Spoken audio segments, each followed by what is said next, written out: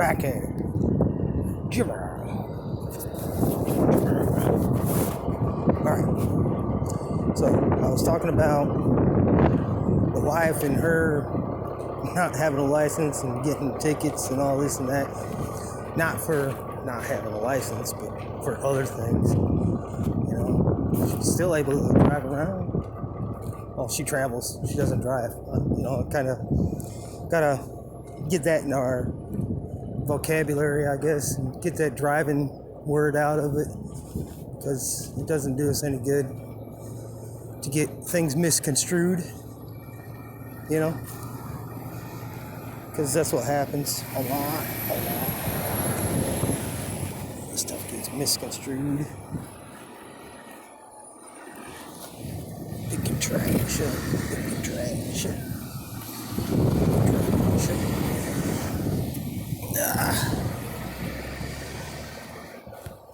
Huh.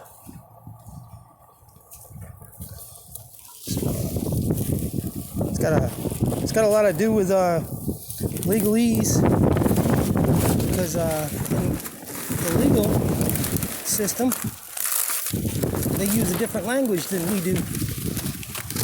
You know, they could be looking us right in the face and be like, hey,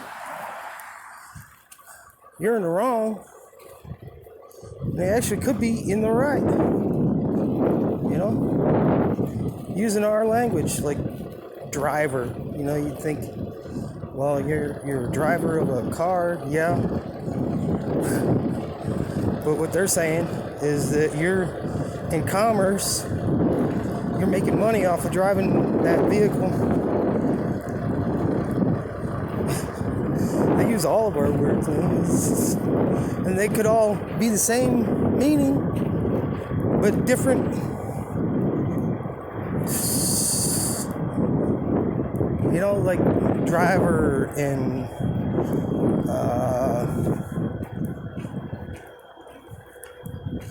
was operator. Another word, operator. Both different words, but have the same meaning. You know, because you're in commerce, you're making money off of it. But, you know, you're still not... it's just that hard to get through. Or doctor. In the legalese, a doctor is someone who confuses something. Or somebody that docks a person. Docks. Moors their mooring chains to the docks of a pier. Maritime law. I know it's confusing, but really, holy crap. Something that people have to get out there. And they do this, you know, because they can be sitting right in front of you, speaking this legalese, and you not even know it. You look at them like, oh, I guess you got me, man. I guess you got me. Well, they did get you because you don't know what they're saying. If we do know what they're saying, hell, little tomatoes there. Huh. Holy shit. Do you see them? Can you see them? Look at that. Little baby tomatoes. Holy shit. Huh.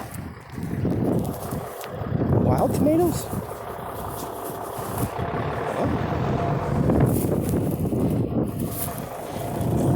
Not next year. Come back out. You know?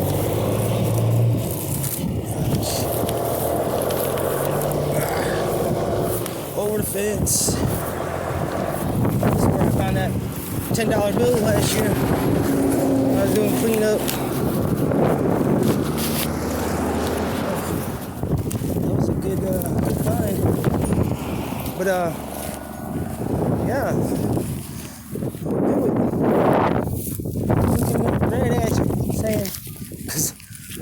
I got that ticket, I was like, sir, I am not driving. I am transporting myself in my mode of transportation. He's like, no, you're not. You're driving, sir. I was like, no, I'm not, sir. You know, that's how they get us. That's how they get us every time, because we don't know the language. The language that they speak, Babylonian tongue.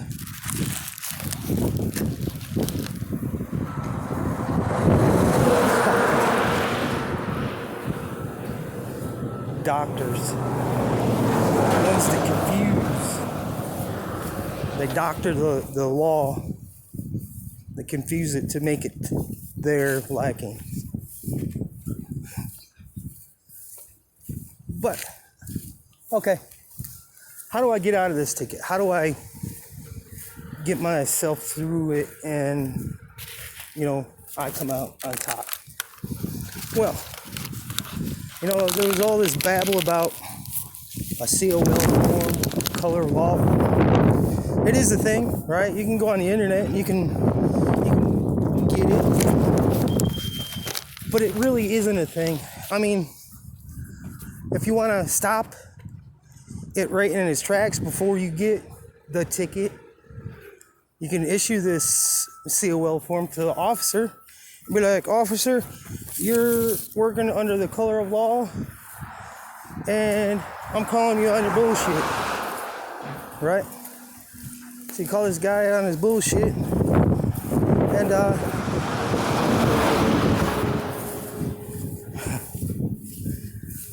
right then and there, that it should stop, right? But if it doesn't, what do? Well, you go to the court date. DA sitting there, and the judge. So on that day, if the cop proceeds with the ticket and everything else, take this color of law form to the court date, right, and issue it there with the judge. And then they'll have to figure out how they want to proceed from there. If they want to keep it going, that color law form is no longer a thing. It's because now it's turned into a case. And it's in federal. See, I went to the court, the state court in Greenville. And I did. I talked to the actual judge. I didn't know I was going to talk to the judge. I thought I'd talk to the clerk or somebody, and this and that, right? But the judge, he said, "Come on in and let's talk for a little while." I was like, "Okay, I have this COL form. I want to put it in. How do I do it? What do I do? How do I make this work for me?" Right? And he told me it's not in his purview to say. I mean, he said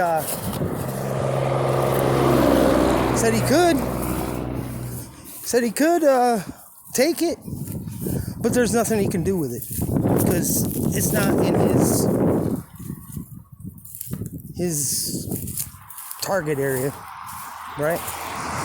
Because what happens is, the cops will bring up and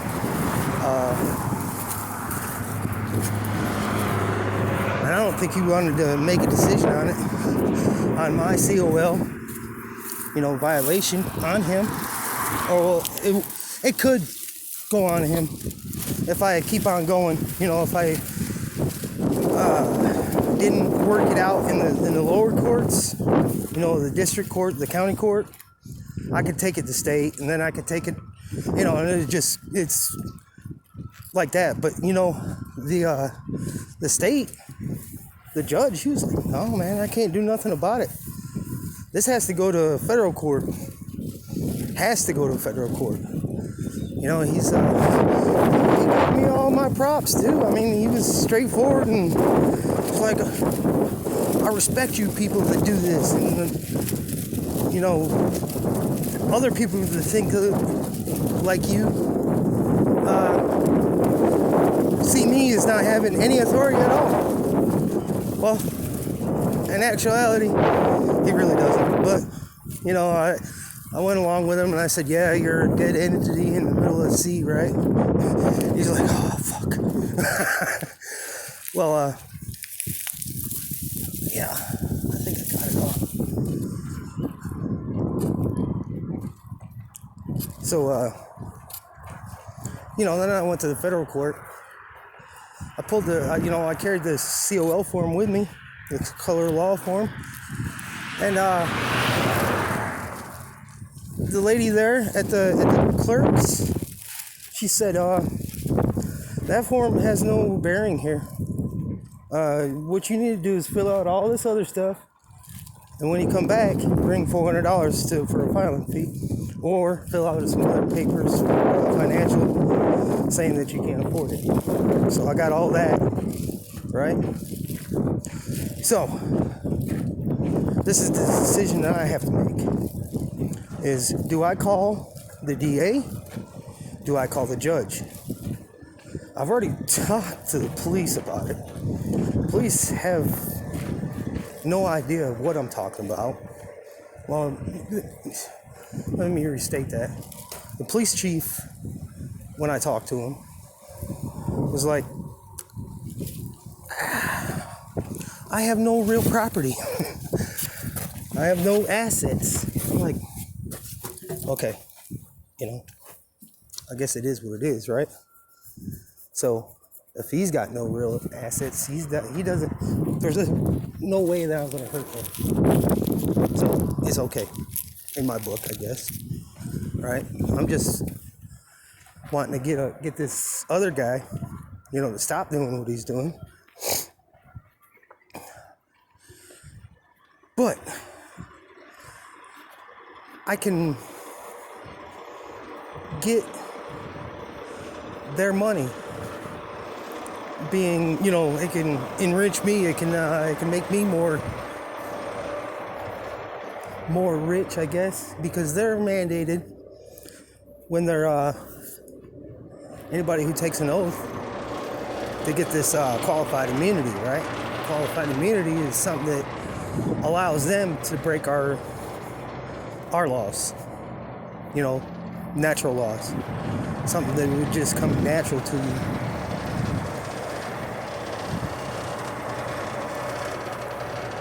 So they get bonded, so they can, break the constitutional law,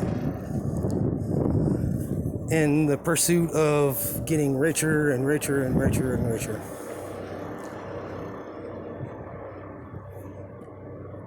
Do I want to call the DA? That's the questions I've been asking myself the last couple days. Do I want to call the DA? Do I want to call the judge and say, because I don't want them to back down. Because I don't want them back down. I want to be able to get their bond, And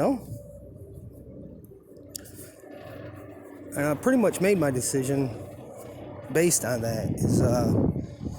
I'm going to go to the federal court, right? No COO involved, and just put the complaint into to the clerk at the federal level. That's how you do it. No COL form. You can, if you want to. If you want to. It should work. If it doesn't, then you have to go. So you work in constitutional law, plain English, then, everything should come out right. But if it doesn't, then what? Well, everything goes on precedence. Precedence,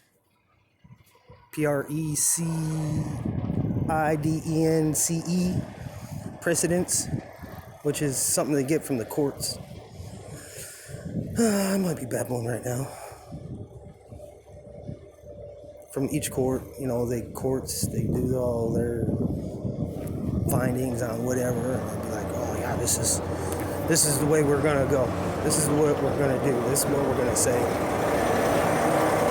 All right. I guess that's it. Part two complete.